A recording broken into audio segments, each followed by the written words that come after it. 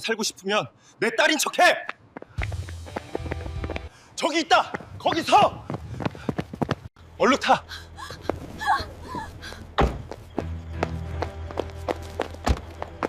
부산항 뒷골목, 낯선 남자가 민주의 입을 틀어막았습니다. 정체불명의 남자들이 추격해오고 있었죠. 남자는 순식간에 다정한 아빠로 변해 민주를 구해줬습니다. 검은 벤츠 안 충격적인 전화가 울렸습니다. 회장님, 찾으셨습니까? 평창동 저택에 도착하자 봉투 하나가 건네졌습니다. 3살부터 지금까지 몰래 찍은 민주의 사진들, 한 장당 1억 원씩 총 20억.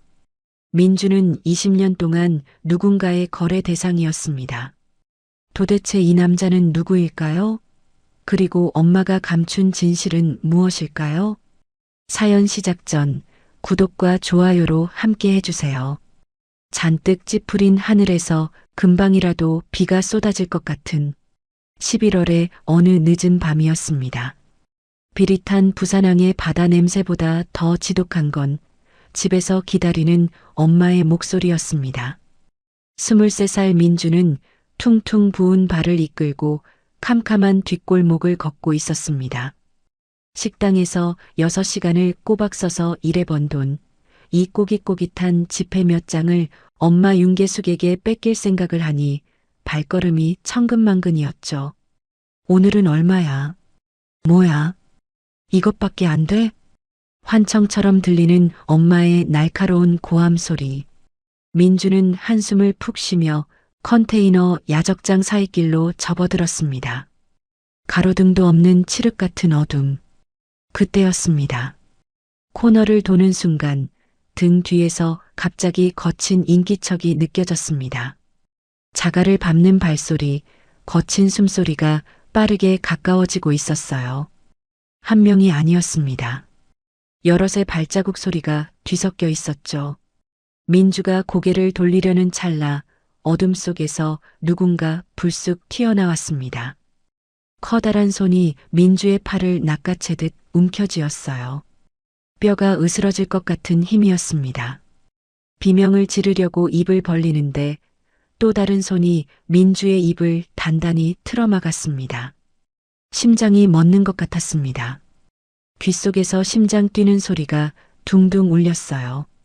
민주의 눈앞에 낯선 남자의 얼굴이 보였습니다. 어둠 속에서도 고급스러운 코트 차림이 눈에 들어왔어요. 50대 초반으로 보이는 중년의 신사였습니다. 남자의 숨소리는 거칠었습니다. 이마에는 땀방울이 맺혀 있었고 충혈된 눈빛은 살기가 서린 것처럼 매서웠어요. 민주는 그 눈을 보는 순간 온몸이 굳어버렸습니다. 남자가 낮은 목소리로 속삭였습니다. 살고 싶으면 내 딸인 척해. 민주는 눈동자만 굴리며 바들바들 떨었습니다. 강도인가요? 납치범인가요? 머릿속이 하얗게 비어버렸어요. 다리에 힘이 풀려서 그 자리에 주저앉을 것만 같았습니다. 등골을 타고 식은 땀이 줄줄 흘러내렸죠. 바로 그때 골목 어귀에서 험상궂은 목소리가 들려왔습니다. 야, 이쪽 아냐? 아까 분명히 이리로 갔는데. 2~3명의 남자들이 두리번거리며 이쪽으로 다가오고 있었습니다. 그들의 눈빛은 사냥감을 찾는 짐승처럼 날카로웠어요. 손에는 뭔가 번쩍이는 게 들려있는 것 같았습니다. 민주는 본능적으로 알 수 있었습니다.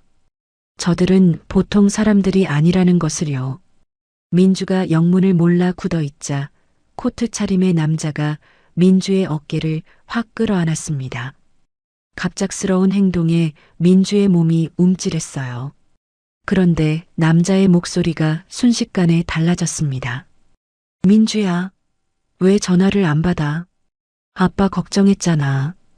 따뜻하고 다정한 목소리였습니다. 방금 전까지 살기 어린 눈빛으로 협박하던 사람과는 완전히 다른 사람 같았어요.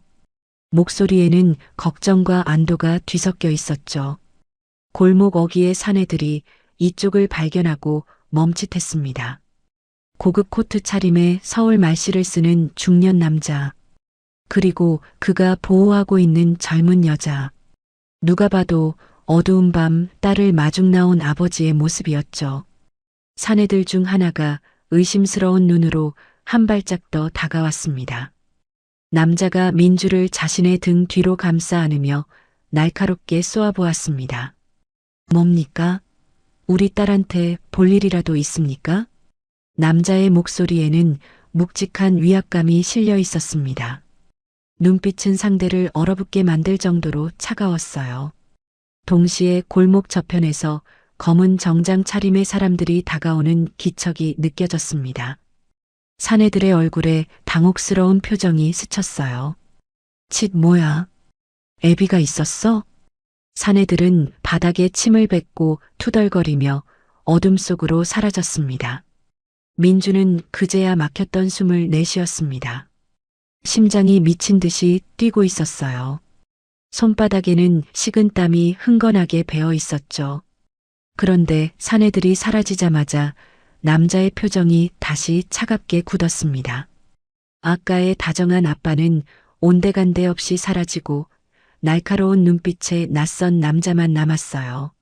남자가 민주의 손목을 잡고 빠르게 걸었습니다. 손아귀 힘이 대단했어요. 골목을 빠져나가자 번쩍이는 검은색 벤츠가 보였습니다. 남자가 뒷문을 열었습니다. 민주가 망설이는 사이 골목 쪽에서 다시 발소리가 들려왔습니다. 아까 그 사내들이 돌아오는 것 같았어요. 이번에는 더 많은 발자국 소리가 뒤섞여 있었습니다. 남자가 급하게 민주를 차 안으로 밀어 넣었습니다. 설명할 시간 없어. 일단 타. 쾅 하고 문이 닫혔습니다.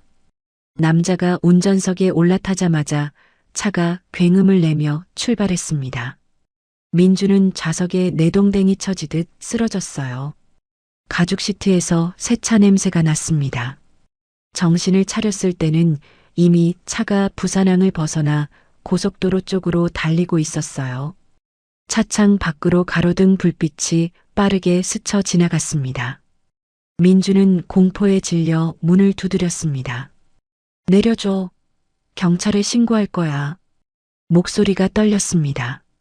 손이 부들부들 떨려서 문 손잡이도 제대로 잡을 수가 없었어요. 심장이 터질 것처럼 두근거렸습니다. 남자가 백미러로 민주를 바라보았습니다. 그의 눈시울이 붉게 충혈되어 있었어요. 분노 때문인지 아니면 다른 감정 때문인지 민주는 알 수 없었습니다. 백미러에 비친 남자의 눈에는 복잡한 감정이 어려 있었죠. 그때 차 안에 전화벨이 울렸습니다. 남자가 블루투스 버튼을 눌러 전화를 받았어요. 회장님, 따님 찾으셨습니까?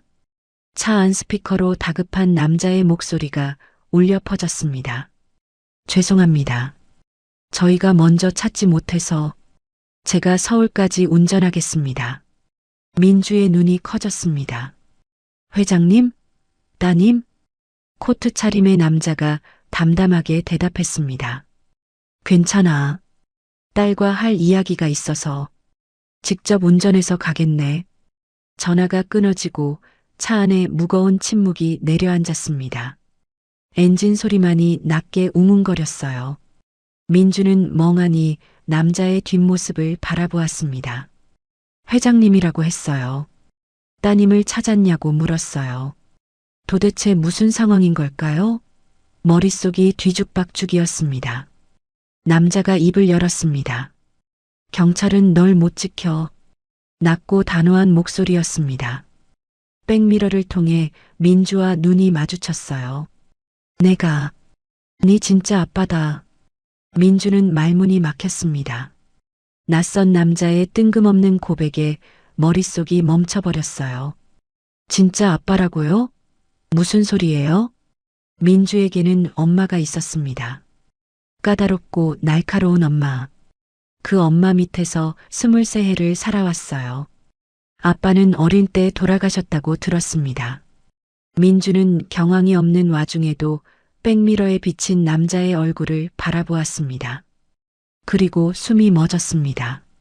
남자의 눈매가, 코의 선이, 이마의 윤곽이 거울 속 자신의 얼굴과 닮아 있었어요. 특히 눈꼬리가 살짝 올라간 모양이 똑같았습니다. 우연이라고 하기에는 너무나 선명한 유사점이었죠. 민주의 손이 무의식적으로 자신의 얼굴을 더듬었습니다. 심장이 거세게 요동쳤어요. 이 남자는 대체 누구인 걸까요? 그리고 민주의 진짜 아빠라는 말은 정말 사실인 걸까요? 부산에서 서울까지 4시간이 넘는 거리. 긴 밤이 이제 막 시작되고 있었습니다.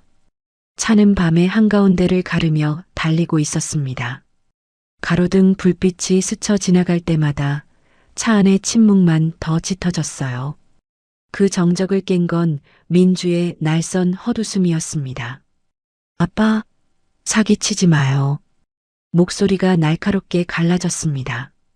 민주는 남자의 뒤통수를 노려보았어요. 우리 아빠는 날 버리고 도망간 사람이라고 엄마가 말했어요. 아까 그 사람들이랑 한패죠? 목적이 뭐예요? 강민은 아무 대꾸도 하지 않았습니다. 대신 한 손으로 핸들을 잡은 채 조수석에 놓인 서류 봉투 하나를 집어 뒤로 내밀었어요. 그의 손끝이 미세하게 떨리고 있었습니다. 차마 보여주기 고통스럽다는 듯 망설임이 묻어났죠. 이걸 먼저 봐라. 민주는 의심스러운 눈으로 봉투를 받았습니다. 두툼한 갈색 봉투였어요. 손가락으로 봉투 입구를 벌리자 종이 뭉치가 쏟아져 나왔습니다. 문자 메시지 내역이 인쇄된 종이들이었습니다. 민주의 눈이 종이 맨 위에 적힌 발신자와 수신자 이름에 멈췄어요. 발신자 윤계숙, 수신자 최 실장. 민주는 떨리는 손으로 내용을 읽어 내려갔습니다. 애가 생긴 게 반반해서 중국에 넘기면 값 좀 받을 거야. 3억에 맞춰줘. 오늘 밤 넘길게. 민주의 눈동자가 심하게 흔들렸습니다. 심장이 발밑으로 쿵 떨어지는 기분이었습니다. 엄마였습니다. 엄마라고 믿고 평생을 구박받으며 모셨던 윤계숙이 마치 물건처럼 가축처럼 값을 매기고 넘기겠다고 했습니다. 돈은 하늘에서 떨어지는 게 아니야. 윤계숙이 입버릇처럼 하던 말이 종이 위의 글자들 사이에서 다시 들려오는 것 같았습니다. 어쩐지 오늘 심부름 장소가 이상했습니다. 늦은 밤 사람 하나 없는 곳으로 굳이 보낸 이유. 결국 자신을 팔아치우기 위한 함정이었던 것이죠. 강민이 차갑게 말했습니다. 아까 그놈들 인신매매범이야. 윤계숙이 보낸 거야. 강민이 말을 이었습니다. 목소리에는 오래 묵은 분노가 배어 있었죠. 그 여자는 20년 전 우리 집 가정부였다. 가족처럼 믿고 널 맡겼는데 화재가 난 틈을 타 널 훔쳐 달아난 거야. 민주는 충격에 입을 다물지 못했습니다. 가정부라고요? 목소리가 바람 빠진 풍선처럼 힘없이 새어나왔습니다. 강민이 조수석에서 2번째 봉투를 꺼내 뒤로 건넸습니다. 첫 번째 봉투보다 더 두꺼웠어요. 민주가 봉투를 열자 사진 뭉치가 우수수 쏟아졌습니다. 민주는 사진들을 한 장씩 넘기기 시작했습니다. 민주의 손끝이 차갑게 식어갔습니다. 3살 때 부산 달동네 흙바닥에서 놀던 모습, 10살 때 낡은 가방을 메고 학교 가던 뒷모습, 그리고 며칠 전 편의점 알바를 마치고 버스 정류장에서 졸고 있는 모습까지 전부 민주가 자신도 모르게 뒤에서 찍힌 사진들이었어요. 민주의 온몸에 소름이 돋았습니다. 등골이 서늘해졌어요. 이게 뭐예요? 이걸 왜 아저씨가 갖고 있어요? 목소리가 떨렸습니다. 공포와 혼란이 뒤섞인 눈으로 민주는 강민을 바라보았어요. 강민이 백미러로 민주를 바라보며 말했습니다. 그 여자가 매년 내게 보낸 거다. 네가 살아있다는 증거라면서. 강민의 목소리에 20년 묵은 한이 서렸습니다. 이 사진 한 장 보낼 때마다 내가 1억씩 보냈다. 지난 20년 동안 민주는 숨이 턱 막혔습니다. 사진 한 장에 1억 원. 그 여자는 윤계숙으로 이름도 바꾸고 대포폰과 대포통장만 이용했어. 추적이 거의 불가능했지. 그럴수록 난 더 겁이 났어. 괜히 섣불리 쫓다가 보내오는 이 사진마저 끊겨서 네 생사를 모르게 될까봐. 민주는 멍하니 사진들을 내려다보았습니다. 20년 동안 엄마라고 믿었던 운계숙이 자신을 감시하고 몰래 사진을 찍어서 친아버지에게 돈을 뜯어내는 유괴범이었습니다. 배신감과 공포가 뒤섞인 오열이 터져나왔습니다. 목구멍에서 터져나오는 울음을 멈출 수가 없었어요. 눈물이 볼을 타고 흘러내려 턱 끝에서 뚝뚝 떨어졌습니다. 하지만 아직 이 남자를 완전히 믿을 수는 없었습니다. 이 모든 것이 또 다른 함정일 수도 있다는 생각이 들었어요. 세상은 그렇게 친절하지 않다는 걸 민주는 너무 일찍 배웠으니까요. 강민은 백미러로 우는 딸을 바라보았습니다. 가슴이 찢어지는 것 같았어요. 안아주고 싶었지만 지금은 서울로 데려가는 게 먼저였습니다. 강민은 핸들을 꽉 잡으며 떨리는 목소리로 말했습니다. 너를 잃은 죄책감 때문에 그 사진으로 지금까지 버텨왔단다. 이제 지옥은 끝났어. 넌 내 딸 조민주야. 우리 집에 같이 가자. 민주는 대답하지 않았습니다. 창문에 기댄 채 흐느끼기만 했어요. 새벽이 밝아올 무렵 차는 서울 톨게이트를 통과했습니다. 창밖으로 펼쳐진 서울의 화려한 풍경. 하지만 민주의 눈에는 그저 낯설고 두려운 다른 세상일 뿐이었습니다. 높은 담장 안에 펼쳐진 것은 드라마에서나 보던 저택이었습니다. 웅장한 정원에는 가지런히 다듬어진 나무들이 줄지어 서 있었어요. 잔디밭은 초록 융단처럼 완벽하게 깔려 있었습니다. 분수대에서는 물줄기가 높이 솟아올랐다가 다시 떨어지며 찰랑거렸어요. 저택 건물은 유럽의 고성처럼 거대했습니다. 창문마다 불빛이 켜져 있어서 마치 궁전 같았어요. 평생 단칸방에서 살았던 민주에게 그 위용은 감탄보다는 압도적인 공포로 다가왔습니다. 차가 현관 앞에 멈췄습니다. 강민이 먼저 내려서 뒷문을 열어주었어요. 가자. 여기가 네 진짜 집이야. 민주가 주춤거리자 강민이 부드럽지만 단호하게 덧붙였습니다. 그리고 안에서 엄마가 널 기다리고 있어. 20년 동안 한순간도 널 잊지 못한 네 진짜 엄마가. 민주는 떨리는 눈으로 거대한 저택의 현관을 올려다보았습니다. 닫힌 문 너머에서 금방이라도 무슨 일이 터질 것 같은 서늘한 기운이 감돌고 있었습니다. 서울 평창동 대저택의 육중한 참나무 문이 소리 없이 열렸습니다. 넓은 현관홀에는 검은 정장 차림의 고용인들이 양쪽으로 도열해 일제히 허리를 숙였습니다. 어서 오십시오, 회장님. 아가씨. 민주는 고개를 들지 못했습니다. 거울처럼 반짝이는 대리석 바닥 위 민주의 낡고 더러운 운동화가 너무나 초라하게 비쳤습니다. 민주는 아직 강민을 믿지 못했습니다. 돈 많은 남자가 자신을 사서 어떻게 하려는 걸까? 무슨 목적이 있는 걸까? 의심이 꼬리에 꼬리를 물었습니다. 윤계숙이 심어놓은 불신이 머릿속을 맴돌았습니다. 네 아비는 널 버린 악마야. 어릴 때부터 수없이 들었던 말이었어요. 그 말이 진실인지 거짓인지 민주는 알 수 없었죠. 민주가 잔뜩 움츠러들어 있을 때였습니다. 2층에서 날카로운 비명소리가 터져나왔습니다. 아, 불이야. 우리 아기. 우리 민주 꺼내. 민주가 고개를 들기도 전 2층 방문이 벌컥 열리며 한 여자가 튀어나왔습니다. 헝클어진 머리에 뼈만 남은 앙상한 몸.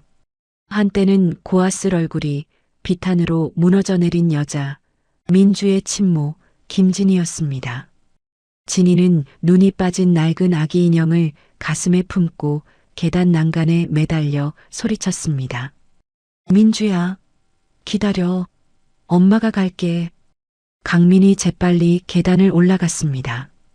여보, 나야. 진정해. 이거 나. 내 딸이 저기 불 속에 있잖아. 강민이 진이를 붙잡자 진이의 퀭한 눈동자가 계단 아래 서 있는 민주를 향했습니다. 순간 진이의 눈빛이 싸늘하게 변했습니다. 저거 누구야? 강민이 다급하게 외쳤습니다. 여보, 정신 차려봐. 우리 민주야. 우리가 그토록 찾던 딸이 돌아왔어. 하지만 진이는 고개를 세차게 저으며 뒷걸음질 쳤습니다. 당신 미쳤어? 민주는 3살이야. 저거 가짜야. 당장 내보내. 진이가 옆에 있던 도자기 화병을 집어 민주에게 내던졌습니다. 산산조각난 파편이 사방으로 튀었습니다. 날카로운 조각 하나가 민주의 종아리를 스치고 지나갔고 가느다란 핏줄기가 흘러내렸습니다. 우리 아기 내놔. 놈들이 훔쳐갔어. 진이가 거품을 물고 발작하자 고용인들이 달려와 그녀를 제압했습니다. 여자는 팔을 휘저으며 발버둥 쳤습니다. 집안이 순식간에 아수라장이 되었죠. 민주는 그 광기 어린 모습을 보며 얼어붙었습니다. 다리에 힘이 풀려서 그 자리에 주저앉을 것만 같았어요. 저 여자가 내 엄마라고? 미친 사람처럼? 하지만 민주의 눈에 들어온 건 여자의 광기만이 아니었습니다. 앙상하게 마른 손목, 그리고 인형을 놓지 않으려는 필사적인 몸부림. 화려한 저택과 대비되는 그 처참한 모습에서 민주는 본능적으로 가슴이 저릿해지는 연민을 느꼈습니다. 강민이 계단을 내려와 민주 앞에 섰습니다. 그의 어깨가 축 처져 있었어요. 미안하다. 널 잃어버리고. 네 엄마는 20년 동안 단 하루도 제정신인 날이 없었어. 아직도 불 속에 갇혀 살고 있단다. 강민의 붉어진 눈시울에서 눈물이 툭 떨어졌습니다. 민주는 뒷걸음질 쳤습니다. 감당하기 힘든 현실이었습니다. 민주는 도망치듯 배정받은 2층 방으로 뛰어들어가 문을 닫았습니다. 그때 주머니 속 폴더폰이 울렸습니다. 민주는 화면을 보았어요. 발신자는 엄마, 윤계숙이었습니다. 민주는 떨리는 손으로 폴더폰을 열었습니다. 받자마자 고막을 찢을 듯한 고함이 들려왔습니다. 아, 윤호월, 너 어디야? 윤계숙이 고함을 질렀습니다. 윤호월, 윤계숙이 지어준 이름이었어요. 자신이 유산한 아기의 태명을 따온 것이었죠. 민주는 일부러 차분하게 대답했습니다. 조강민이라는 분 집이에요.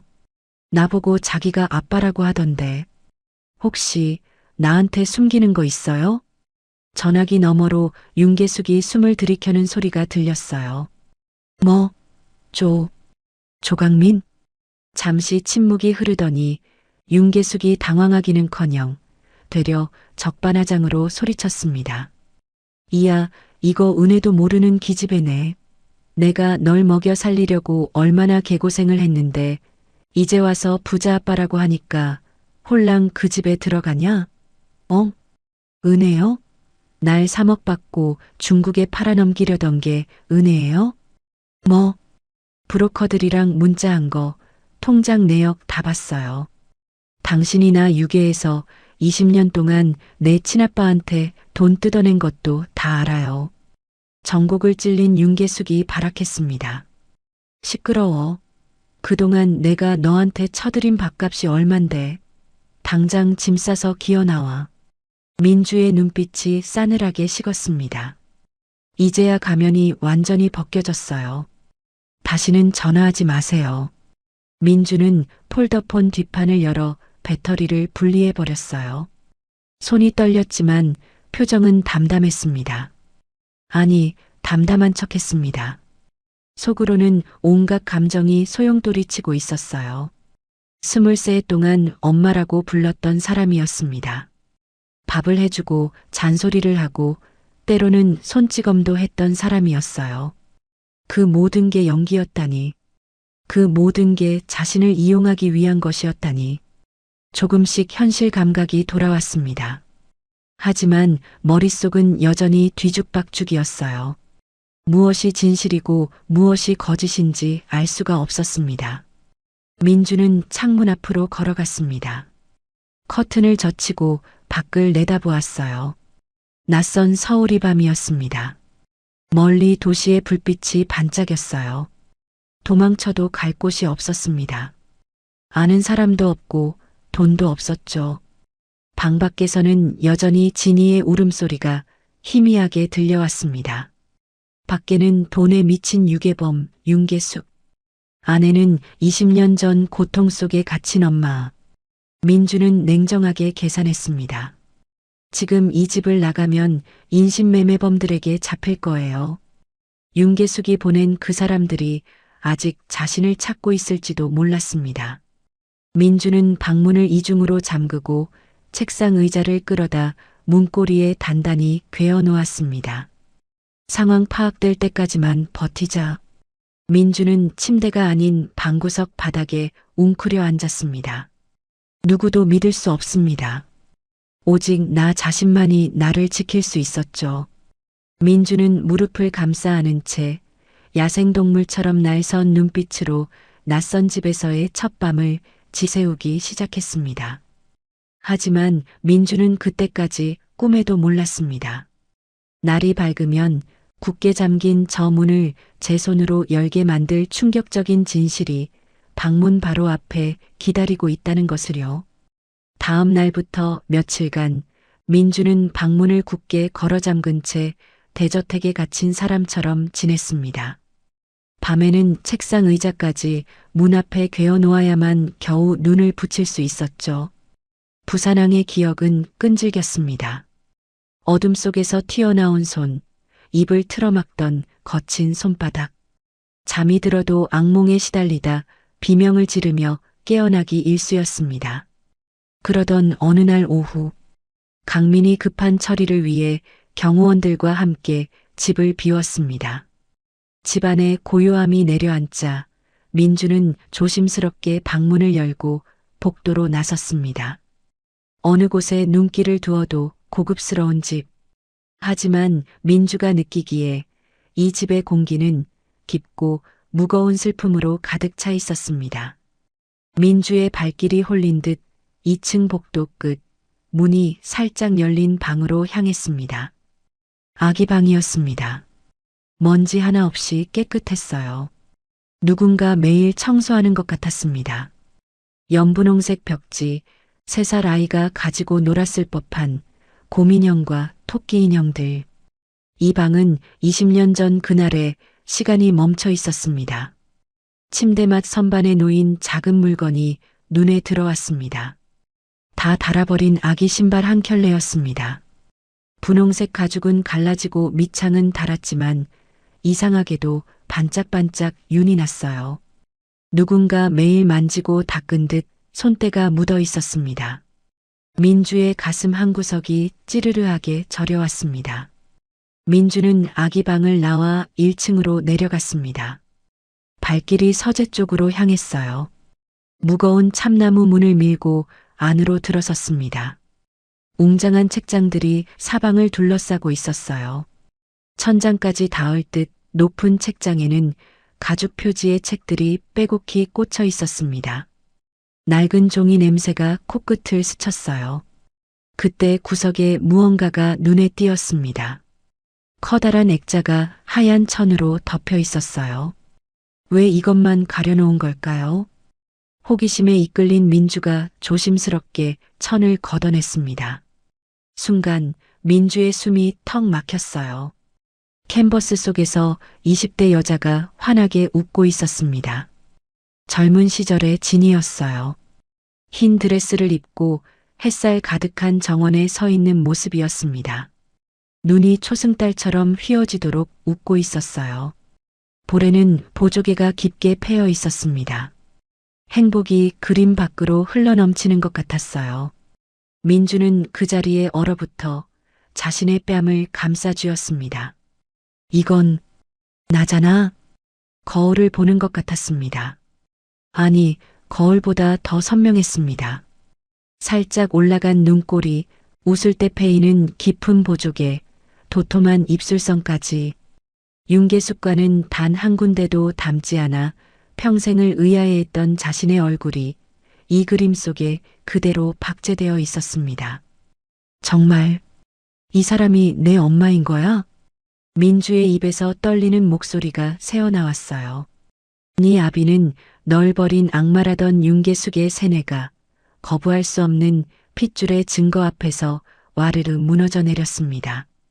민주는 떨리는 손으로 그림 속 엄마의 얼굴을 쓰다듬었습니다.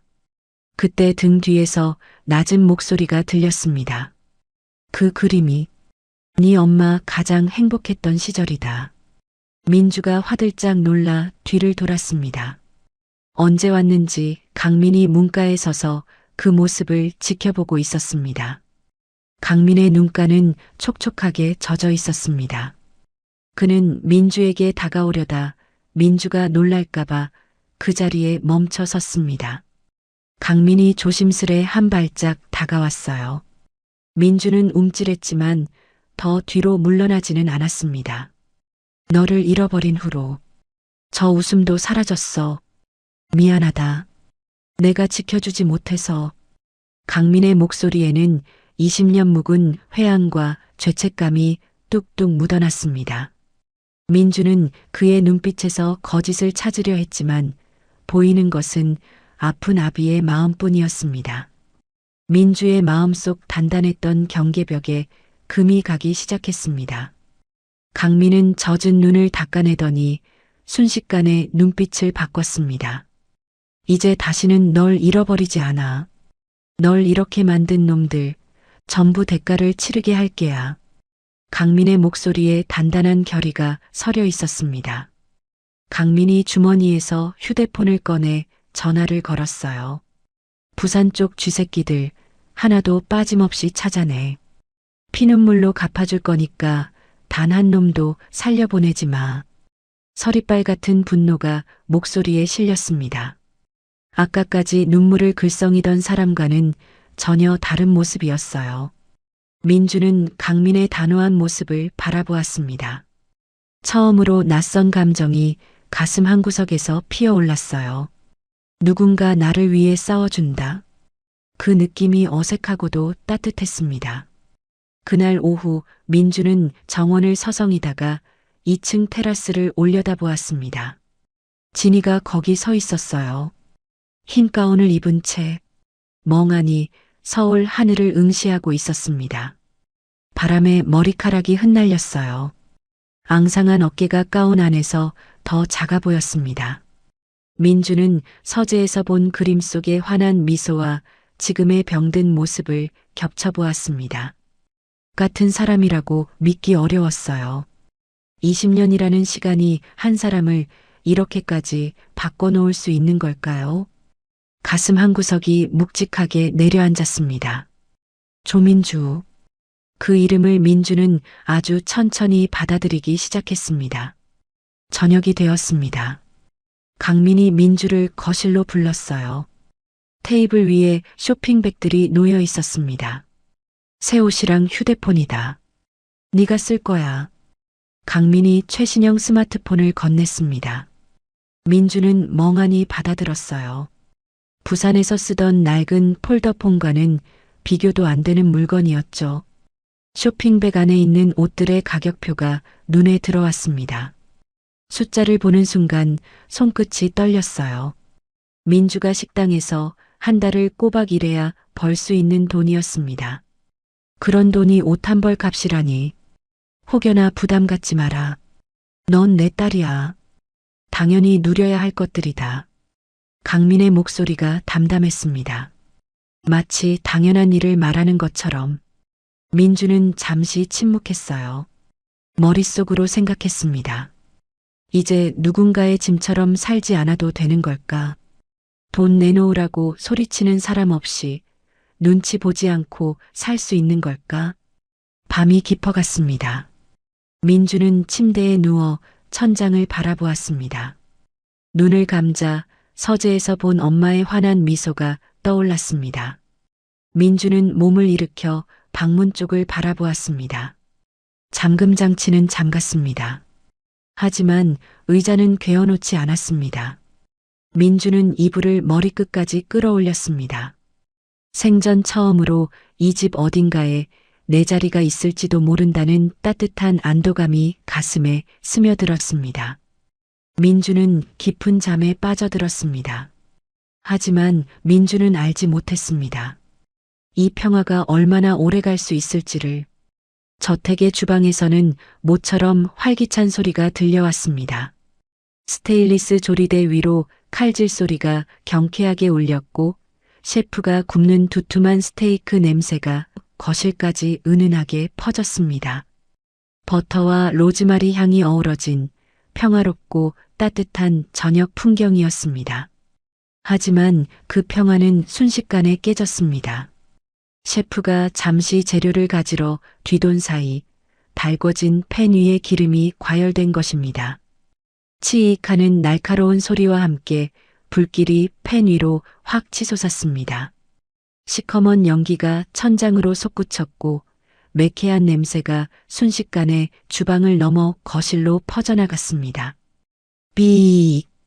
천장에 달린 화재 경보기가 요란하게 울부짖기 시작했습니다. 고막을 찢을 듯한 사이렌 소리가 저택의 정적을 갈기갈기 찢어놓았습니다. 그 순간 2층에서 처절한 비명이 터져나왔습니다. 안 돼. 불이야. 진이었습니다.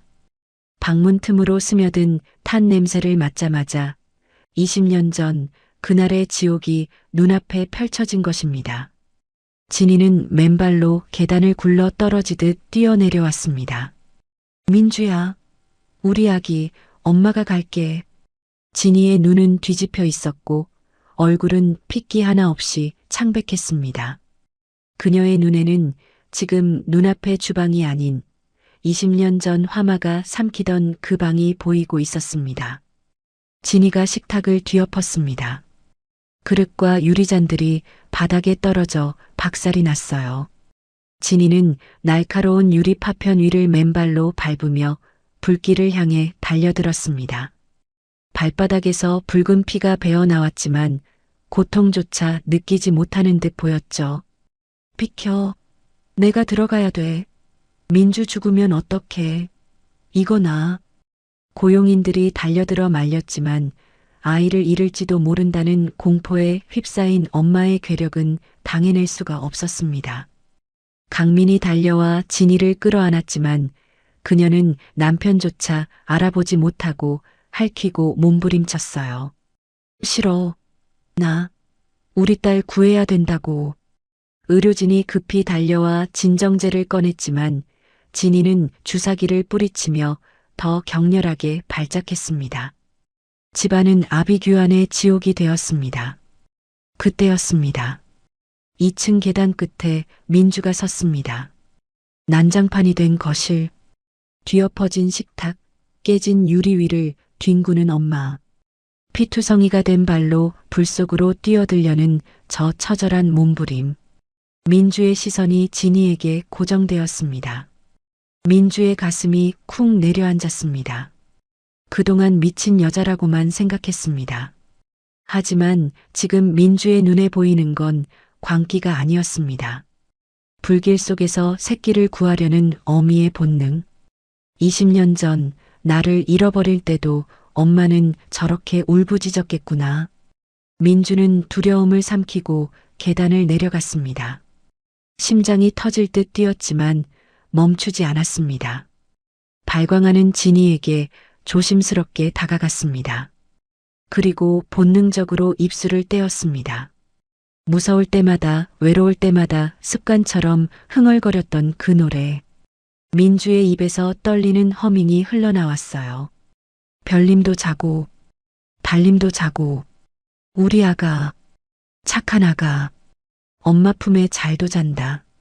화재 경보기의 요란한 소음 사이로 맑고 가느다란 노랫소리가 기적처럼 스며들었습니다. 단순한 자장가가 아니었습니다. 20년 전 진이가 어린 민주를 재울 때마다 즉석에서 지어 불러주던 세상에 단 하나뿐인 엄마와 딸의 노래였습니다. 거짓말 같은 일이 일어났습니다. 미친 듯이 날뛰던 진이의 몸부림이 뚝 멈췄습니다. 허공을 휘젓던 손이 굳고 거칠던 숨소리가 잦아들었습니다. 화마의 환영 속에서 오직 딸의 노랫소리만이 그녀의 귓가에 닿은 것입니다. 진이가 천천히 고개를 들었습니다. 초점을 잃고 헤매던 눈동자가 아주 천천히 눈앞의 민주에게 고정되었습니다. 그 노래, 진이의 목소리가 바스락거리는 낙엽처럼 떨렸습니다. 민주는 노래를 멈추지 않았습니다. 눈물이 볼을 타고 줄줄 흘러내렸지만 계속해서 불렀습니다. 엄마 품에 잘도 잔다. 진이가 피로 물든 뻗어 민주의 젖은 뺨을 만졌습니다. 손끝이 파들파들 떨리고 있었습니다. 민주, 내 딸, 민준이? 민주는 대답하지 못했습니다. 목이 메어서 소리가 나오지 않았어요. 대신 고개를 끄덕였습니다. 진이가 와르르 무너지듯 민주를 끌어안았습니다. 살아있었구나. 진이의 몸이 부들부들 떨렸어요. 그녀의 앙상한 팔이 부서져라 딸의 등을 감싸 안았습니다. 살아있었구나. 내 새끼, 살아있었어. 엄마가 미안해. 20년 동안 어디 있었어. 진이는 목 놓아 울었습니다. 그동안의 한이, 죄책감이, 그리움이 한꺼번에 터져 나왔습니다. 민주도 엄마의 마른 등을 끌어안고 어린아이처럼 엉엉 울었습니다. 뼈밖에 남지 않은 엄마의 등에서 전해지는 온기가 너무나 뜨거웠습니다. 매캐한 연기 속에서도 두 모녀의 울음소리는 그 무엇보다 또렷하게 저택을 울렸습니다. 강민은 그 자리에 주저앉아 얼굴을 감싸 쥐었습니다. 새어나오는 오열을 막을 수가 없었습니다. 20년을 기다려온 기적. 아내와 딸이 서로를 끌어안고 우는 이 순간을 위해 그는 버텨왔던 것입니다. 한참이 지나서야 집안이 조용해졌습니다. 의료진이 진이를 방으로 모셨어요.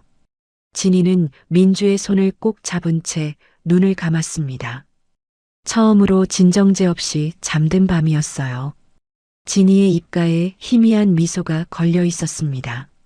모든 것이 정리된 늦은 밤, 강민은 굳은 표정으로 주방 천장을 올려다보았습니다. 화재 경보기는 정상적으로 울렸습니다. 그런데 정작 불을 꺼야 할 스프링클러가 단 한 방울의 물도 뿜어내지 않았습니다. 강민이 스프링클러 스위치를 눌러보았습니다. 작동했다가 멈췄다가를 반복했어요. 분명히 고장 난 것이었습니다. 강민이 관리인을 불러 호통쳤습니다. 이게 어떻게 된 겁니까? 저번 달 안전 점검 때만 해도 멀쩡하지 않았나요? 관리인이 사색이 되어 대답했습니다. 그게 시스템 오류 같습니다. 그런데 작동 센서가 인위적으로 꺼져 있는 것 같기도 하고 강민의 눈빛이 매섭게 빛났습니다. 수리업체 불러주세요. 당장 고쳐야 합니다. 아, 이 모델은 특수 부품을 해외에서 공수해야 해서 빨라야 2주는 걸린답니다. 2주? 강민은 어둠이 내려앉은 창밖을 노려보았습니다. 정원의 나무들이 바람에 흔들리며 거대한 그림자를 만들고 있었죠. 단순한 기계 고장일 수도 있습니다. 낡은 부품이 때마침 수명을 다한 것일 수도 있고요. 하지만 기적처럼 되찾은 행복 때문일까요? 강민은 아주 작은 균열조차 예민하게 느껴졌습니다. 방패 없이 무방비로 노출된 2주라는 시간. 그는 왠지 모를 한기에 셔츠 깃을 여몄습니다. 닫힌 창문 틈으로 이유를 알 수 없는 서늘한 밤바람이 스산하게 새어 들어오는 것만 같았습니다. 며칠 후 아침이었습니다. 민주는 창가에 앉아 새로 받은 스마트폰을 들여다보고 있었어요. 아직 이 비싼 물건이 자기 것이라는 게 실감이 나지 않았습니다. 그때 문자 알림이 울렸어요. 부산 부동산 보증금 반환 예정 안내. 민주의 눈이 커졌어요. 심장이 쿵 내려앉았습니다. 부산의 그 창고 같은 집은 민주 명의로 계약되어 있었어요. 윤계숙이 신용불량자였기 때문에 민주 이름으로 계약할 수밖에 없었죠. 그래서 보증금 관련 연락은 늘 민주에게 왔습니다. 민주는 바로 전화를 걸었습니다. 부동산 직원의 목소리가 아무렇지 않게 들려왔어요. 아, 어머님이 연락 주셨더라고요. 딸내미가 바빠서 위임했다고. 보증금 1,000만 원 싹 다 본인 계좌로 쏴달라시던데요. 민주의 손이 떨렸습니다. 그 돈이 어떤 돈입니까? 고등학생 때부터 잠주려가며 설거지하고 불판 닦아서 피땀으로 모은 돈이었습니다. 빚까지 져가며 마련한 민주의 전 재산이자 목숨값이었습니다.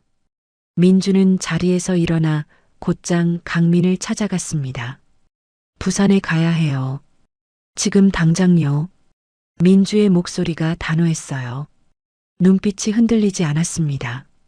강민은 잠시 말이 막혔습니다. 걱정스러운 표정이 스쳤어요. 윤계숙이 있는 곳에 딸을 보내고 싶지 않았습니다. 하지만 민주의 굳은 표정을 보더니 고개를 끄덕였어요. 혼자 못 보내. 나도 간다. 함께 있어주마. 강민의 목소리가 단단했습니다. 검은색 벤츠가 고속도로를 집어삼킬 듯 질주했습니다. 민주는 입술을 깨물며 창밖만 노려보았습니다. 손톱이 손바닥을 파고들어 피가 통하지 않을 정도였습니다. 더 이상 당하지만은 않을 거야. 민주는 스스로에게 다짐했습니다. 해질녘 부산의 좁은 골목길. 차가 멈추자 익숙한 곰팡이 냄새가 훅 끼쳐왔습니다. 낡은 건물들, 빛바랜 간판들, 금이 간 시멘트 벽. 창고를 개조한 작은 집 앞에 차가 멈췄습니다. 민주가 20년 가까이 살았던 곳이었어요. 문은 활짝 열려 있었습니다. 안으로 들어서니 집은 텅 비어 썰렁했습니다. 돈 되는 가전제품이며 이불까지 윤계숙이 싹쓸이에 간 뒤였습니다. 민주는 텅 빈 방을 둘러보다가 시선이 한쪽 벽에 붙은 붙박이장에 멈췄습니다. 어릴 적 호기심에 문이라도 열라치면 윤계숙이 빗자루를 들고 쫓아와 두들겨 패던 곳. 거기 귀신 산다. 손 떼면 죽는다. 하며 악을 쓰던 금기구역. 그래서 평생 한 번도 열어본 적이 없었습니다.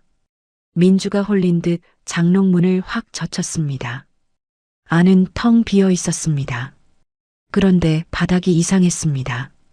민주가 무릎을 꿇고 바닥을 두드렸어요. 텅, 텅, 속이 텅 비어 있는 헐거운 소리가 났습니다. 강민이 다가와 낡은 장판을 우지끈 뜯어냈습니다. 나무 바닥 아래 비밀 공간이 드러났습니다. 퀴퀴한 곰팡내와 함께 낡은 나무 괴짝 하나가 웅크리고 있었습니다.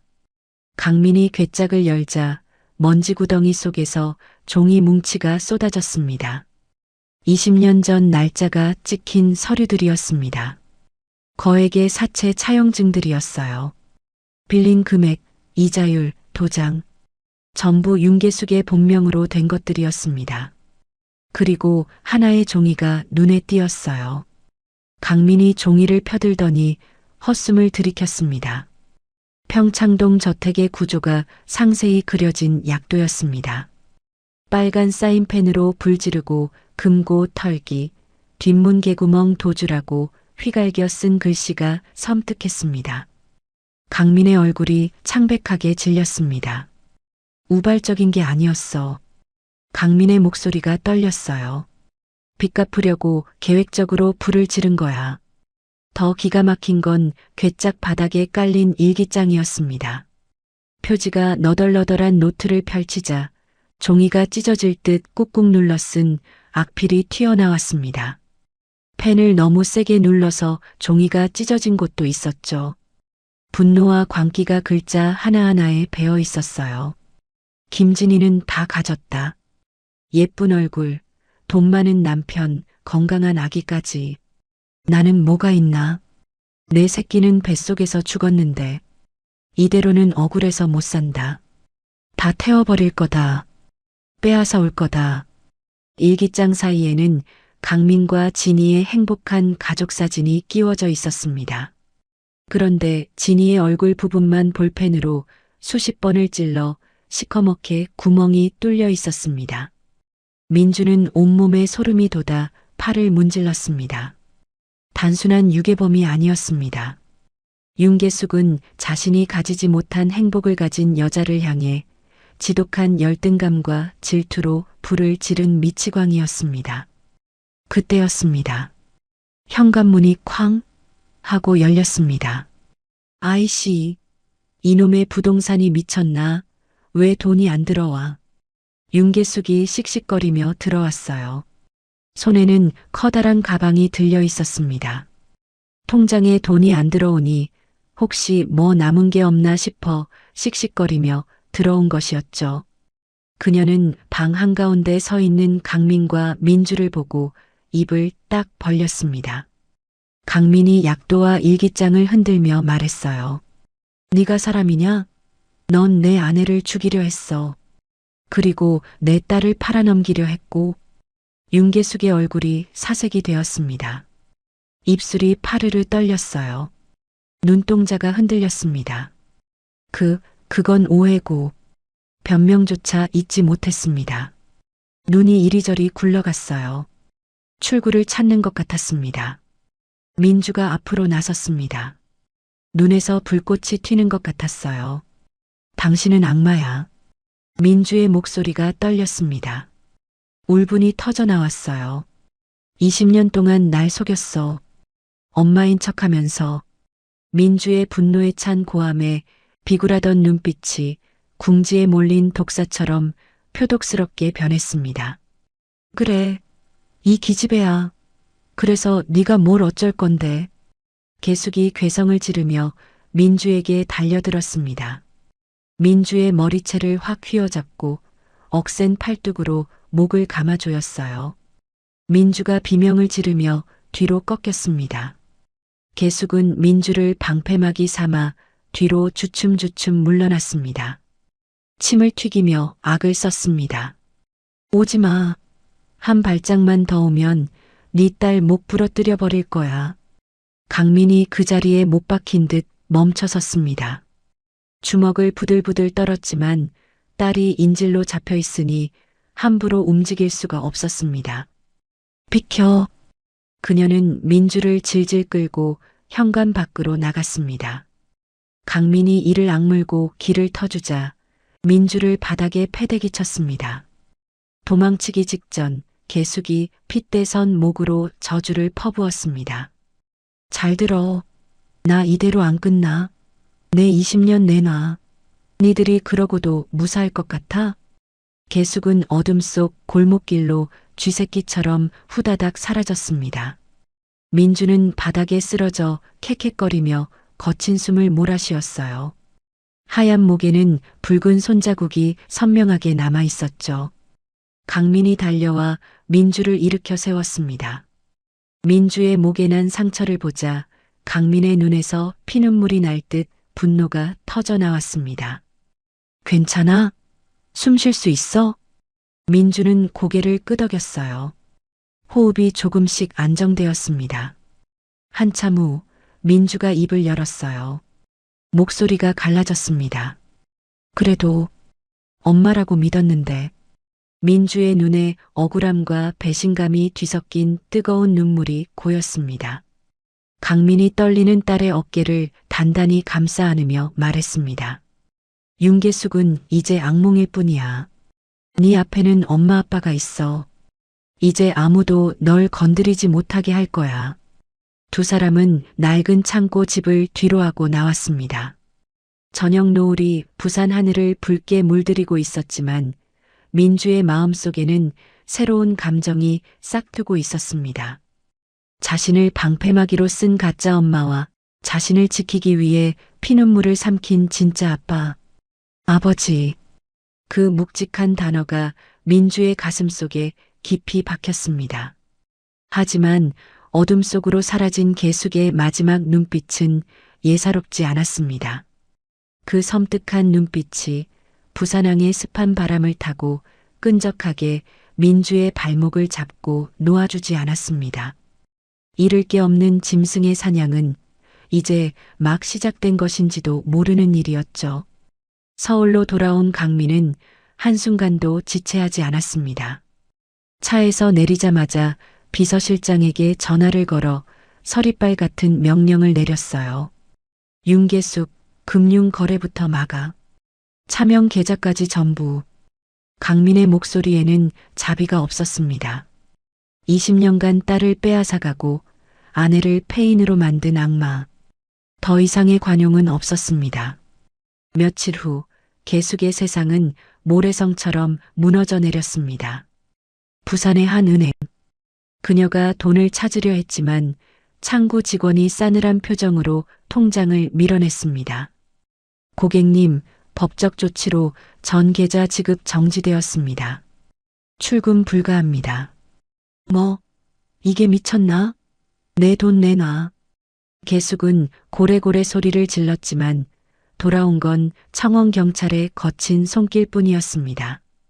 그동안 민주를 팔아가며 챙긴 수억이 순식간에 신기루처럼 사라졌습니다. 급한 대로 새로 사귄 남자에게 전화를 걸었어요. 자기야, 나 급해서 그러는데 돈 좀. 아, 너 숲에 떨어졌다며? 유괴의 방화에 인신매매까지? 미친 것 같으니라고.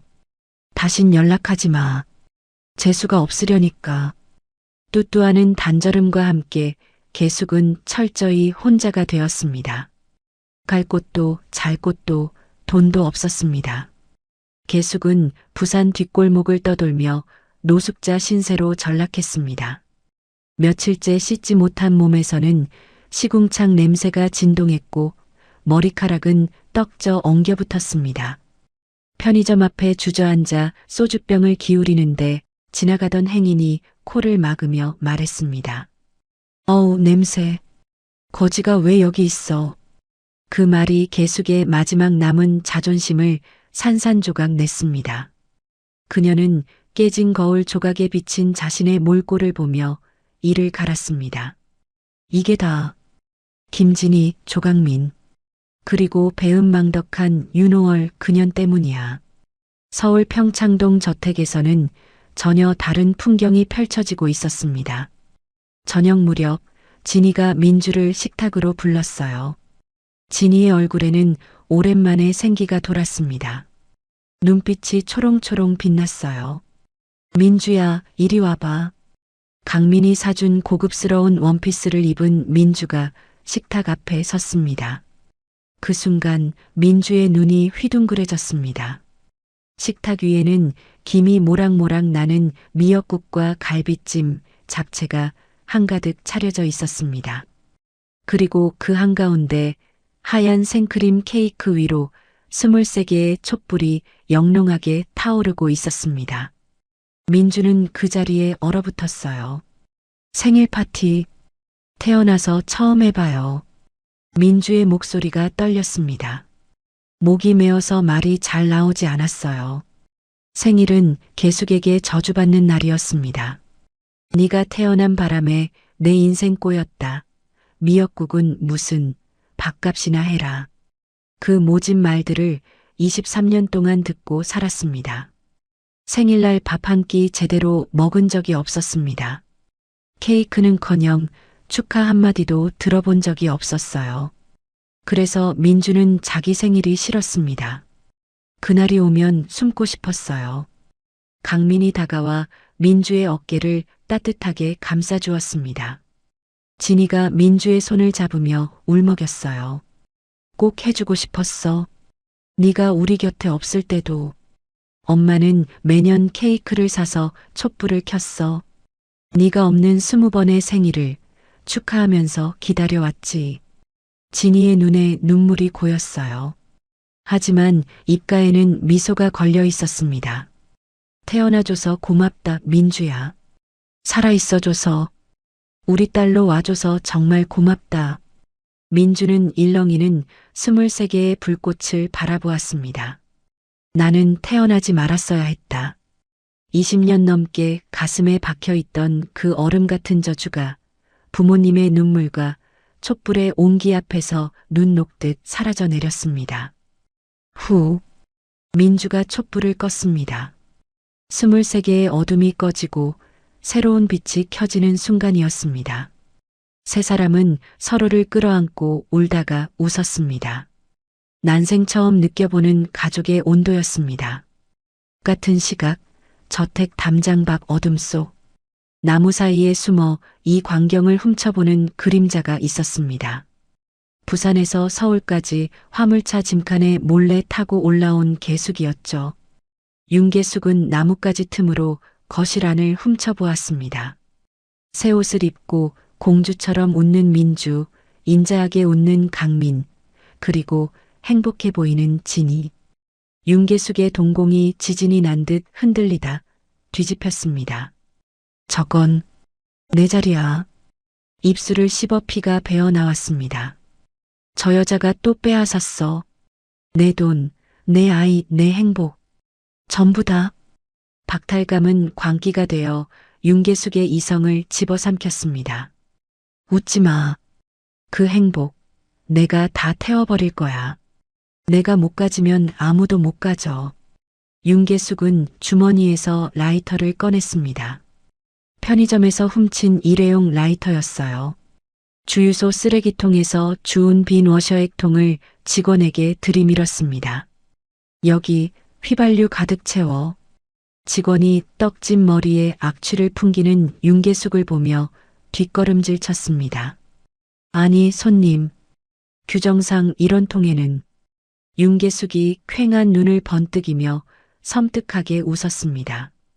추워서 따뜻하게 불 좀 쬐려고 그래. 잔말 말고 담아. 돈 주면 될 거 아냐.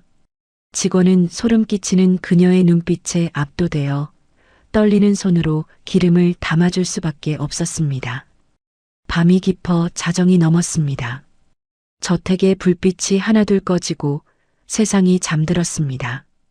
민주는 포근한 이불 속에서 오늘 찍은 가족 사진을 품에 안고 행복한 꿈을 꾸며 잠들었습니다. 내일도 이런 행복이 계속될 거라 믿으면서요. 하지만 담장 밖 개숙은 기름통을 든 채 저택 뒤편으로 향했습니다. 높은 담장과 최첨단 보안 시스템. 그러나 개숙은 망설이지 않았습니다. 그녀는 알고 있었습니다. 20년 전 이 집 가정부로 일할 때 식자재를 몰래 빼돌리던 사각지대, 쪽문 개구멍의 위치를 말입니다. 강민이 보안업체를 바꿔도 건물의 구조 자체는 바뀌지 않았다는 것을 그녀는 본능적으로 알았습니다. 윤계숙이 덩굴에 가려진 낡은 쪽문을 찾아내고는 비릿하게 웃었습니다. 역시 그대로네. 계숙은 기름통을 끌어안고 뱀처럼 개구멍을 통과해 정원으로 숨어들었습니다. 그녀의 그림자가 달빛을 받아 악마의 형상처럼 길게 늘어졌습니다. 계숙이 잠든 저택을 올려다보며 이빨 사이로 저주를 씹어뱉었습니다. 김진희, 조강민, 이번엔 아주 확실하게 태워줄게. 행복한 꿈을 꾸는 가족과 그 꿈을 잿더미로 만들 준비를 마친 악마. 폭풍전야의 고요함만이 평창동 저택을 감싸고 있었습니다. 새벽 3시 30분. 세상이 죽은 듯 잠든 시간이었습니다. 달빛조차 구름에 가려진 칠흑 같은 어둠 속 저택 뒤편 식자재 반입용 쪽문 앞에 검은 그림자가 섰습니다. 윤계숙이었습니다. 철컥, 그녀가 챙겨온 절단기로 낡은 자물쇠를 비틀자 녹슨 쇠가 끊어지는 둔탁한 소리가 났습니다. 그녀의 입에서 건조한 중얼거림이 새어나왔습니다. 자, 다시 시작이네. 그녀는 망설임 없이 안으로 들어갔습니다. 20년 전 제 집처럼 드나들던 곳이라 눈을 감고도 훤했습니다. 개숙은 익숙하게 1층 복도를 지나 계단 아래와 현관 주변에 휘발유를 콸콸 쏟아부었습니다. 탈출로가 될 수 있는 곳을 원천 봉쇄하려는 소름 끼치는 계산이었습니다. 기름 냄새가 바닥을 타고 무겁게 깔렸습니다. 코를 찌르는 독한 냄새에도 윤계숙의 눈빛은 텅 비어 있었습니다. 오직 파괴 본능만 남은 눈동자였습니다. 너희들만 따뜻한 방에서 자면 안 되지. 윤계숙이 라이터를 꺼냈어요. 찰칵 불꽃이 피어올랐습니다. 그녀가 손을 놓는 순간 기화된 유증기와 만나 불길이 폭발하듯 튀어올랐습니다. 붉은 화염은 굶주린 짐승처럼 순식간에 거실 커튼과 가구를 집어삼켰습니다. 매캐한 검은 연기가 천장을 가득 채웠습니다. 삐익! 뒤늦게 화재 경보기가 울부짖었지만 불을 꺼야 할 스프링클러는 침묵했습니다. 안방 문이 벌컥 열리고 강민이 튀어나왔습니다. 숨을 쉴 수 없는 열기와 연기. 불이야. 여보. 민주야. 강민의 비명이 저택을 울렸습니다. 진이가 비틀거리며 나왔지만 거대한 불길을 보자마자 다리가 풀려 주저앉았습니다. 20년 전 그날의 트라우마가 온몸을 마비시킨 것입니다. 아, 안 돼. 민주, 내 새끼. 진이가 울부짖었어요. 손이 허공을 헤집었습니다. 강민은 주저앉은 아내를 억지로 일으켜 테라스 쪽으로 밀쳤습니다. 당신 먼저 나가. 내가 민주 데려올게. 제발 정신 차려. 그리고 뒤를 돌아보니 2층으로 가는 계단은 이미 시뻘건 불지옥이었습니다. 강민은 욕실로 뛰어들어가 이불에 찬물을 쏟아부었습니다. 물에 흠뻑 젖은 이불을 머리에 뒤집어 쓰고 그는 망설임 없이 불길 속으로 몸을 던졌습니다. 이번엔 안 놓쳐. 절대로. 강민은 네 발로 기어서 타오르는 계단을 올랐습니다. 젖은 이불이 열기에 말라가고 살이 익는 듯한 고통이 밀려왔지만 그는 이를 악물고 버텼습니다. 2층 복도. 앞이 보이지 않는 연기 속에서 강민이 소리쳤습니다. 민주야. 콜록, 콜록. 아빠. 민주의 방 안에서 희미한 비명이 들렸습니다. 강민이 어깨로 방문을 들이받았습니다. 쾅하는 굉음과 함께 문이 열리자 민주가 구석에 웅크린 채 벌벌 떨고 있었습니다. 뜨겁게 달궈진 문손잡이를 잡으려다 손에 화상을 입은 상태였습니다. 아빠, 무서워요. 살려주세요. 민주의 목소리가 가늘게 떨렸어요. 그때였습니다. 연기 자욱한 복도 구석에서 기괴한 그림자가 꿈틀거렸습니다. 불길을 피해 먼저 올라와 숨어있던 개숙이었습니다. 그녀는 그을린 얼굴에 흰자위만 번득이며 민주에게 달려들었습니다. 내 거야, 돌려내. 미친 여자처럼 귀여운 윤계숙이 민주의 발목을 낚아챘습니다. 이거 나. 당신 미쳤어. 싫어. 민주가 발버둥 쳤지만 죽기 살기로 매달리는 악력을 당해낼 수 없었습니다. 그 모습을 본 강민의 눈에서 불꽃이 튀었습니다. 내 딸 몸에 손대지 마. 강민이 짐승처럼 포효하며 몸을 날렸습니다. 강민의 어깨에 정통으로 받친 윤계숙이 벽에 처박히며 나뒹굴었습니다. 강민은 그 틈을 타 민주를 와락 끌어안았습니다. 민주야, 아빠 왔다.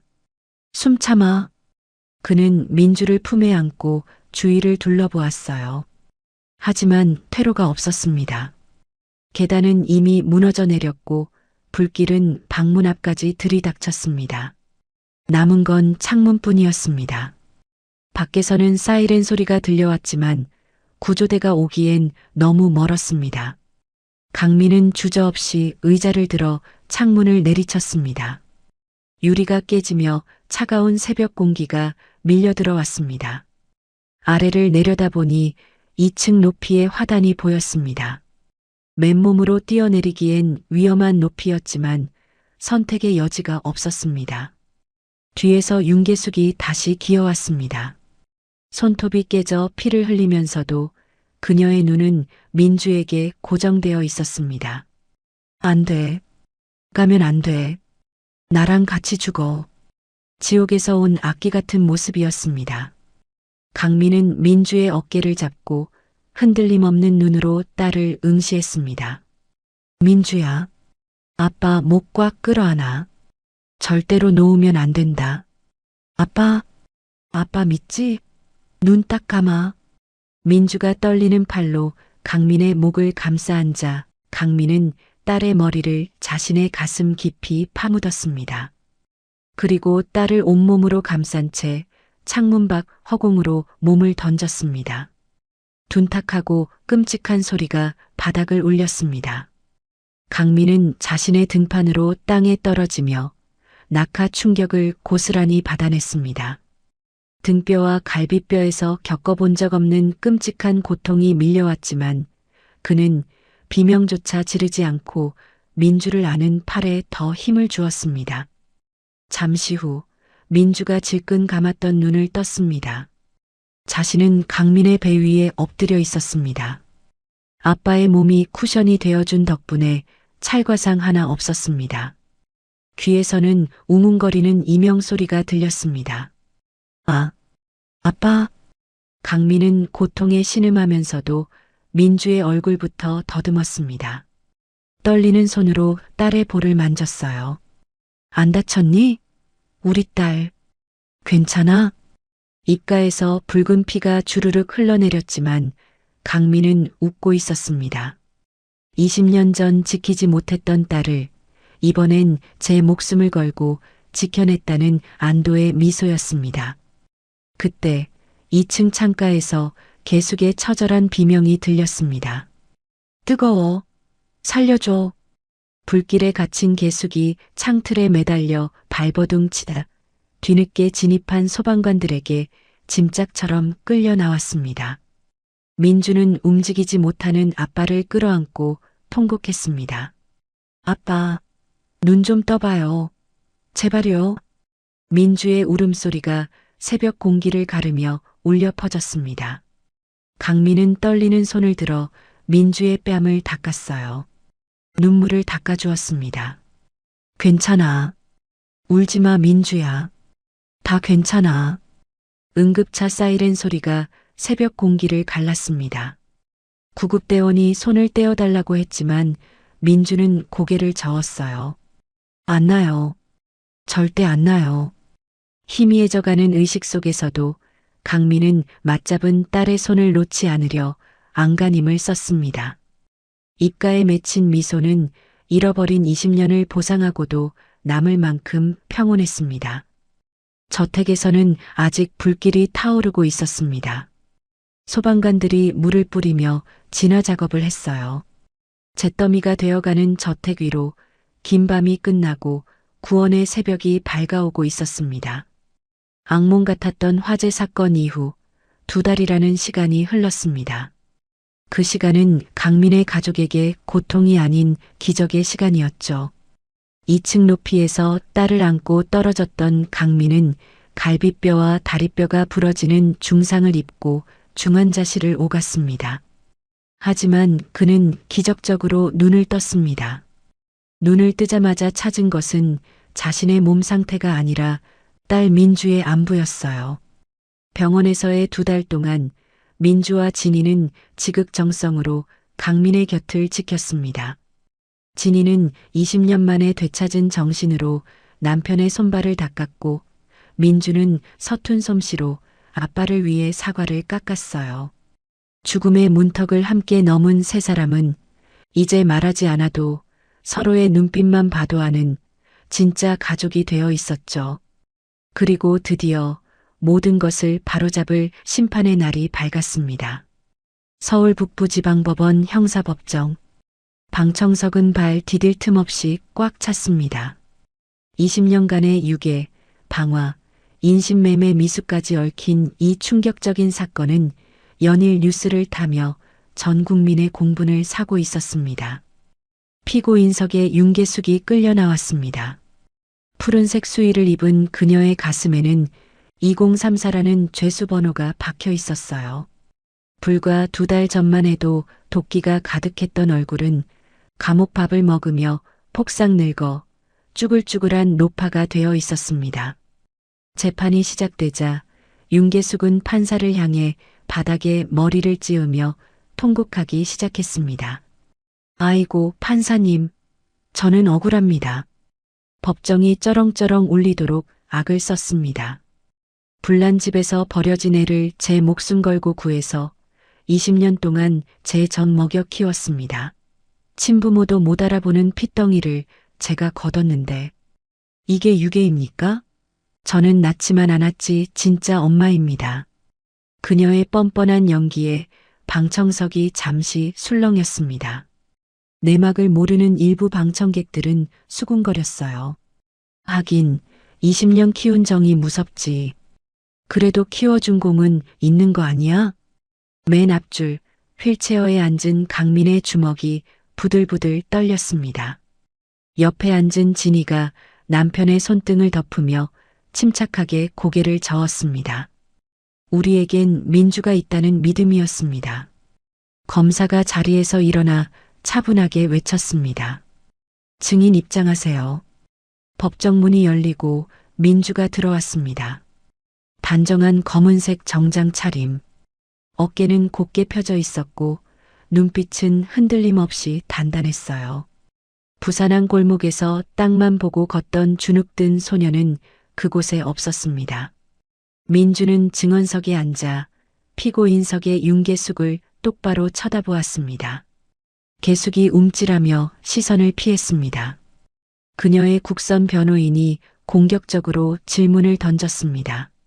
증인, 피고인이 20년 동안 밥 먹여주고 재워준 건 사실 아닙니까? 엄마라고 부르며 가족처럼 지냈잖습니까? 민주가 마이크를 잡았습니다. 목소리에 한치의 떨림도 없었습니다.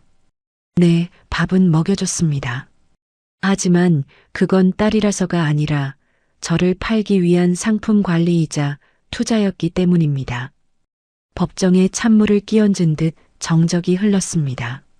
민주는 준비해온 서류 뭉치를 들어보였어요.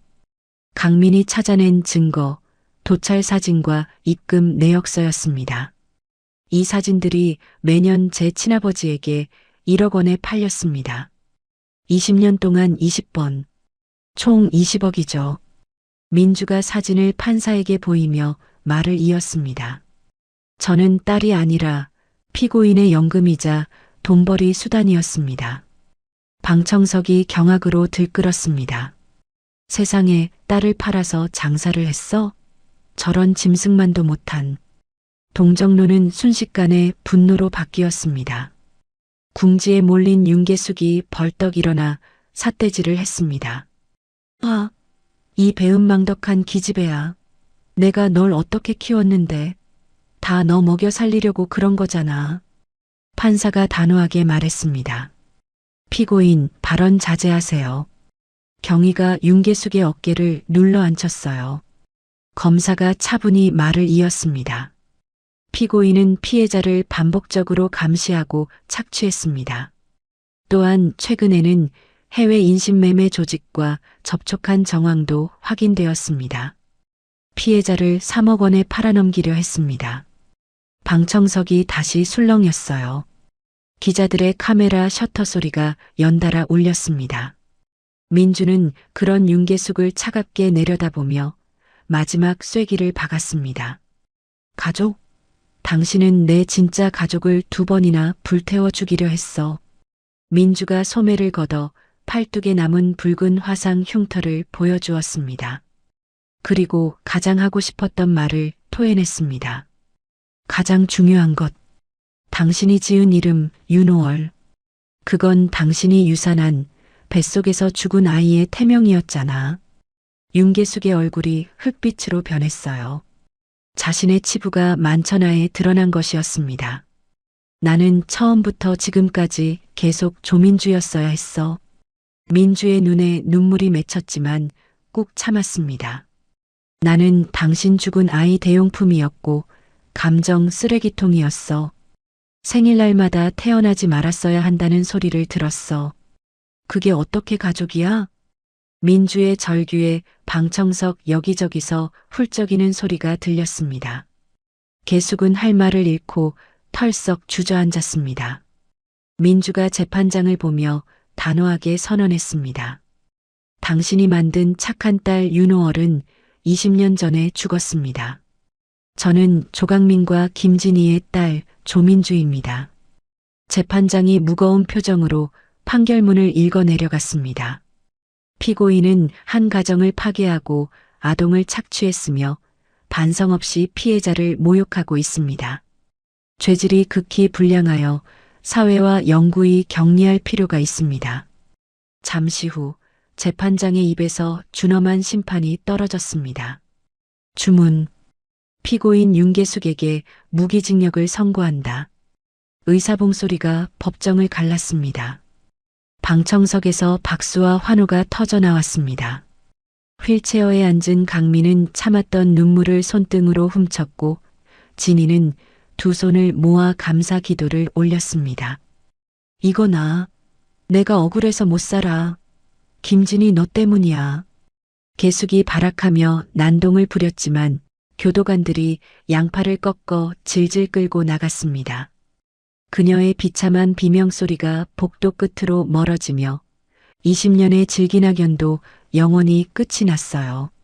법정 밖으로 나오자 눈부신 햇살이 쏟아졌어요. 따뜻한 봄 햇살이었습니다. 민주가 법원 계단을 내려오자마자 강민과 진희가 다가왔어요. 기다렸다는 듯이 양쪽에서 민주를 안아주었습니다. 장하다. 우리 딸. 정말 고생했다.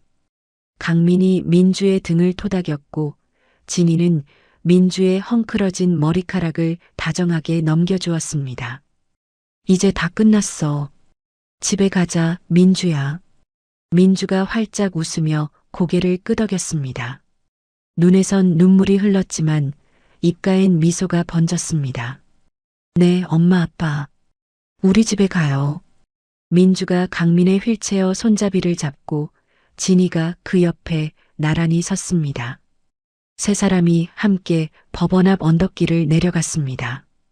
햇살 아래 길게 늘어진 세 사람의 그림자가 마치 처음부터 하나였던 것처럼 완벽하게 겹쳐졌습니다. 평생 윤계숙과 닮지 않아 스스로를 미워했던 시간들. 하지만 이제 알았습니다. 자신은 처음부터 사랑받기 위해 태어난 조강민과 김진희의 딸이었다는 것을. 긴 겨울이 지나고 드디어 조민주의 인생에 따뜻한 봄이 오고 있었습니다. 가족은 끔찍한 기억이 서린 평창동 저택을 미련 없이 처분했습니다. 두 번의 화재, 20년의 상처, 그 지독했던 과거를 잿더미 속에 묻어두고 반포의 한강이 한눈에 내려다 보이는 펜트하우스로 이사했습니다. 거실의 넓은 통유리 너머로 한강 물결이 아침 햇살을 받아 금빛으로 반짝였고 유람선이 평화롭게 미끄러져 나갔습니다. 꽉 막힌 담장 안에 갇혀 지냈던 가족에게 탁 트인 강변은 진정한 자유와 새로운 시작을 알리는 최고의 보금자리였습니다. 거실 한가운데에는 그랜드 피아노가 놓여 있었습니다. 검은색 피아노가 햇살을 받아 매끄러운 윤기를 뽐냈습니다. 강민이 딸을 위해 특별히 주문 제작한 것이었습니다. 민주는 뒤늦게 발견한 음악적 재능으로 음대 입시를 준비 중이었습니다. 24세 시작한 늦은 도전이었지만 그 열정만은 누구에게도 지지 않았습니다. 사실 부산 달동네 시절 민주가 유일하게 숨 쉴 수 있었던 곳은 낡은 피아노가 있던 작은 성당이었습니다. 악보도 볼 줄 몰랐지만 귀로 들은 음악을 그대로 건반으로 옮겨내던 아이. 하지만 그 재능은 계숙의 구박 속에 철저히 짓밟혀 있었습니다. 시끄럽게 뭔 짓이야? 피아노가 밥 먹여주냐? 그 모진 말에 민주는 꿈을 접었었습니다. 하지만 서울에 온 뒤 진이의 심리 치료를 위해 함께 건반을 두드리다가 강민이 그 천재성을 알아봤습니다. 민주야, 네 손끝에 엄마를 살리는 힘이 있구나. 그 한마디가 멈췄던 민주의 심장을 다시 뛰게 만들었습니다. 오늘은 민주가 처음으로 나가는 아마추어 피아노 콩쿠르 날이었어요. 담당 선생님이 처음 민주의 손을 보고 말했었죠. 민주 씨, 무대에 한번 서보지 않을래요? 그 말이 오늘을 만들었습니다. 하지만 대기실에 앉은 민주의 손끝은 덜덜 떨리고 있었습니다. 심장이 귀 옆에서 뛰는 것처럼 요동쳤고 손바닥은 식은 땀으로 축축했습니다. 갑자기 20년의 트라우마가 덮쳐왔습니다. 윤계숙의 고함 소리가 환청처럼 귓가를 때렸습니다. 시끄러워. 울지 마. 소리내면 죽여버린다. 민주는 숨이 가빠졌습니다. 나 같은 게 무슨 피아노야. 바닥을 치는 자존감. 도망치고만 싶었습니다. 참가번호 23번 조민주. 사회자가 민주의 이름을 호명했어요. 무대로 걸어나가는 발걸음이 허공을 걷는 듯 붕 뜬 느낌이었습니다. 피아노 앞에 앉았지만 건반이 흐릿하게 뭉개져 보였습니다. 안 돼, 손이 안 움직여. 그때였습니다. 객석 맨 앞줄에서 진이가 벌떡 일어났습니다. 주변 시선은 아랑곳하지 않고 두 손을 가슴 앞에 모아 간절한 눈빛을 보냈습니다. 입모양이 또렷하게 움직였습니다. 엄마는 너를 믿어. 옆에 있던 강민도 주먹을 불끈 쥐며 고개를 끄덕였습니다. 그의 단단한 눈빛이 말하고 있었습니다. 괜찮다. 아빠가 여기 있다. 부모님의 눈빛이 민주의 공포를 뚫고 들어왔습니다. 따뜻한 빛이 어둠을 몰아내는 것 같았습니다. 윤계숙의 환청이 거짓말처럼 사라지고 차갑게 굳었던 소나기가 풀렸습니다. 민주는 깊이 심호흡을 했습니다. 나는 윤호월이 아니야. 죽은 아이의 대용품이 아니야. 사랑받는 딸 조민주야. 민주의 손가락이 건반 위에 내려앉았습니다. 첫 음이 울렸어요. 그 맑고 투명한 소리가 공연장의 공기를 갈랐습니다. 연주곡은 자장가 변주곡이었어요. 화재 후유증으로 미쳐가던 엄마를 되돌린 그 기적의 자장가를 민주가 직접 피아노 곡으로 편곡한 것이었습니다. 서툴지만 진심이 꾹꾹 눌러 담긴 연주가 공연장을 가득 채웠습니다. 슬픔으로 시작해서 환희로 끝나는 선율. 잃어버린 20년의 시간, 되찾은 가족, 그리고 앞으로의 희망이 음표 하나하나에 살아 숨쉬었죠. 어느새 민주의 떨림은 사라지고 손가락은 건반 위를 춤추듯 날아다녔습니다. 마지막 음이 긴 여운을 남기며 사라졌습니다. 잠시 정적이 흐르더니 우레와 같은 박수가 터져나왔습니다. 진이는 펑펑 울며 기립박수를 쳤고 강민은 엄지를 치켜 세웠습니다. 민주는 자리에서 일어나 환하게 웃으며 허리 숙여 인사했습니다. 스스로를 가뒀던 감옥문을 열고 트라우마를 완전히 극복한 순간이었죠. 다음 날 아침, 평온한 일상으로 돌아온 한강변 아파트였어요. 창문으로 쏟아지는 아침 햇살에 한강이 보석처럼 반짝였습니다.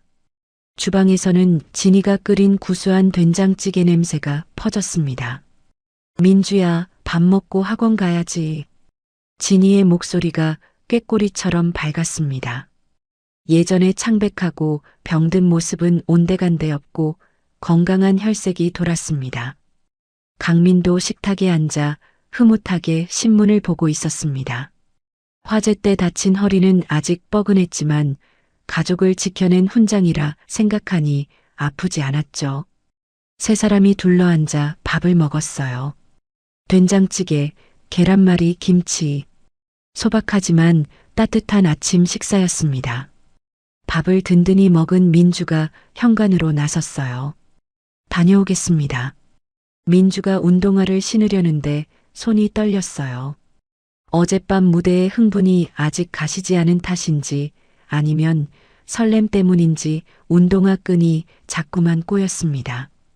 그때 출근 준비를 하던 강민이 다가왔습니다. 천하의 대기업 회장이 딸 앞에 조용히 무릎을 꿇었어요.